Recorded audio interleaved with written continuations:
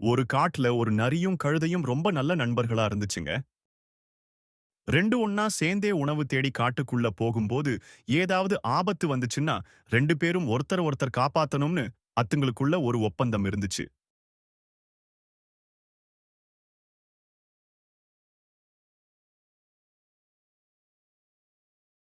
ஒரு நாள் காட்டோட உள்பகுதிக்கு உணவு தேடி போச்சு.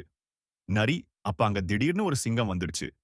சிங்கத்த பார்த்து பயந்த நரி சுதாரிக்கிறதுக்கு முன்னாடி சிங்கம் அத புடிச்சிடுச்சு. ரொம்ப பயந்து போன நரி தன்னோட உயிரை காப்பாத்திக்கிட்ட நினைச்சது. உடனே அது சொல்லுச்சு, சிங்கராஜாவே சிங்கராஜாவே எனக்கு ஒரு உதவி பண்ணுங்க.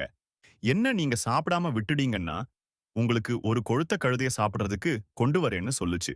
நரிய சாப்பிட்டா இன்னைக்கு மட்டும் பசியாறலாம். அதே நேரத்துல கழுதைய சாப்பிட்டா ஒரு வாரம் சாப்பிடலாம்னு நினைச்ச சிங்கம், அது எப்படி நீ சொன்னா கழுதை இங்க வரும்னு கேட்டுச்சு. அதுக்கு நரி சொல்லுச்சு, அந்த கொழுத்த கழுதை என்னோட நண்பன் தான்.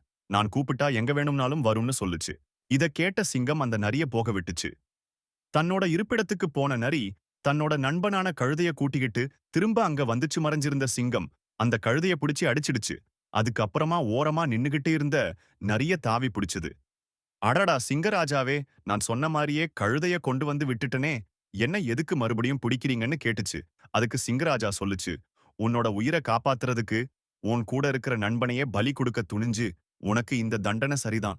உன்னெல்லாம் நம்ப முடியாது. மறுபடியும் உனக்கு ஆபத்து வந்துச்சுன்னா நீ என்னையும் காட்டி கொடுத்துடுவ. அதனால இன்னைக்கே ஒன்ன கொல்ல முடிவு பண்ணிட்டேன்னு சொல்லி ஒரே அடி அடிச்சது. சிங்கம் நீதி. கெட்ட நண்பர்கள் தீமையையே பரிசாக பெறுவர்.